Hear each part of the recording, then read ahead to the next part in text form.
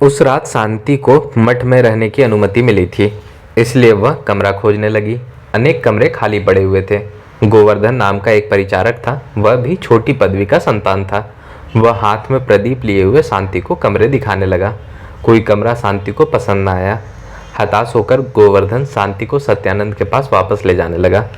शांति बोली, भाई संतान, इधर की तरफ जो कई कमरे हैं उन्हें तो नहीं देखा गया। गोवर्धन बोला, वे सब कमरे हैं तो अवश्य बहुत सुंदर, किंतु उनमें संतान लोग हैं। शांति, उनमें कौन कौन है? गोवर्धन, बड़े बड़े सेनापति है। शांति, बड़े बड़े सेनापति, वे सेनापति कौन है? गोवर्धन, भवानंद, जीवानंद, धीरानंद, ज्ञानानंद, आनंद मठ, आनंदमय है। शांति, चलो ना जरा वे कमरे देखा है। गोवर्धन पहले शांति को धीरानंद के कमरे में ले गया। धीरानंद महाभारत का द्रोण पर्व पढ़ रहे थे। अभिमन्यु ने किस तरह सप्तहार्थियों के साथ युद्ध किया था, इसी में उनका चित्त लगा हुआ था। वे कुछ ना बोले। शांति बिना कुछ बोले आगे बढ़ गई।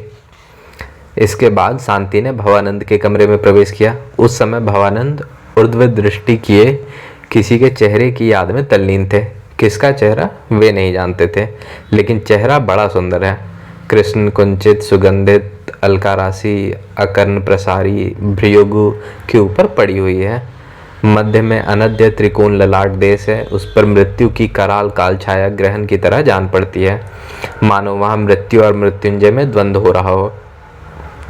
नयन मूंदे हुए, भौहें स्थिर, होंठ नीले, गाल पीले, नाक शीतल, वक्ष उन्नत, वायु कपड़ों को हिला रही है। उसके बाद ही जैसे शरत मेघ में विलुप्त चंद्रमा क्रमशः मेघ दल का अतिक्रमण कर अपना सौंदर्य विकसित करता है, जैसे प्रभात का सूर्य तरंगाकृति मेघमाला को क्रमशः सुवर्ण रंग से रंजित कर स्वयं प्रदीप्त होता है, दिग्मंडल को आलोकित करता है, स्थल जल कीट पतंग सबको प्रफुल्ल करता है, वैसे ही उस शांत देश में आनंदमयी शोभा का संचार हो रहा था। आह, कैसा अनुपम शोभा थी। भवानंद यही ध्यान कर रहे थे, अतः उन्होंने कोई भी बात ना कही। कल्याणी के रूप में उनका हृदय कातर हो गया था। शांति के रूप की तरफ उन्होंने ध्यान ही नहीं दिया। इसके उपरांत शांति तीसरे कमरे में गई। उसने पूछा, यह किसका कमरा है? गोवर्धन बोला, जीवानंद स्वामी का। शांति, यहाँ कौन है? कहाँ, इस कमरे में तो कोई नहीं है।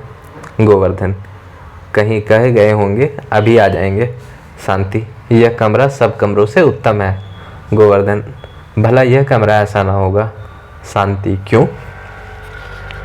गोवर्धन, जीवानंद स्वामी इसमें रहते हैं ना। शांति, मैं इसी में रह जाती हूँ, वे कोई दूसरा कमरा खोज लेंगे। गोवर्धन, भला ऐसा भी हो सकता है जो इस कमरे में रहते हैं उन्हें चाहे मालिक समझिए या जो चाहे समझिए, जो कहते हैं वही होता है। शांति, अच्छा तुम जाओ, मुझे यदि जगह ना मिलेगी तो पेड़ के नीचे पड़ी रहूँगी। यह कहकर गोवर्धन को विदा कर शांति उसी कमरे में घुसी। कमरे में घुसकर शांति जीवानंद का कृष्णाजिन बिछाकर और दीपक तेज कर उनकी रखी एक किताब पढ़ने लगी। कुछ देर बाद जीवानंद उपस्थित हुए। शांति का यद्यपि पुरुष वेश था, फिर भी आते ही उन्होंने पहचान ही लिया। बोले, यह क्या शांति? शांति ने धीरे से पुस्तक रखकर जीवानंद के चेहरे की तरफ देखकर कहा, महाशय, शांति कौन है? जीवानंद भौचक्के से रह गए। अंत में बोले, शांति कौन है? क्यों, क्या तुम शांति नहीं हो?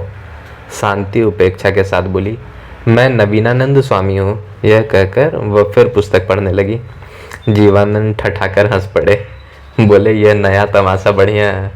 अच्छा श्री श्री नवीनानंद जी, क्या सोचकर आप यहाँ पहुँच गए? शांति बोली, अच्छा, भले आदमियों में रिवाज है कि पहली मुलाकात में आप श्रीमान, महाशय आदि शब्दों से संबोधन करना चाहिए। मैं भी आपसे असम्मानजनक रूप से बातें नहीं करता हूँ। तब तक मुझे तुम क्यों कहते हैं? जो आज्ञा कहकर गले में कपड़ा डालकर हाथ जोड़कर जीवानंद ने कहा, अब विनित भाव से भृत्य का निवेदन है कि किस कारण भैरवीपुर से इस दीन भवन में महाशय का शुभागमन हुआ है, आज्ञा कीजिए। शांति ने अति गंभीर भाव से कहा, व्यंग्य की कोई आवश्यकता नहीं है। मैं भैरवीपुर को पहचानता ही नहीं। मैं संतान धर्म ग्रहण करने के लिए आज आकर दीक्षित हुआ हूँ। जीवानंद, अरे सर्वनाश, क्या सचमुच?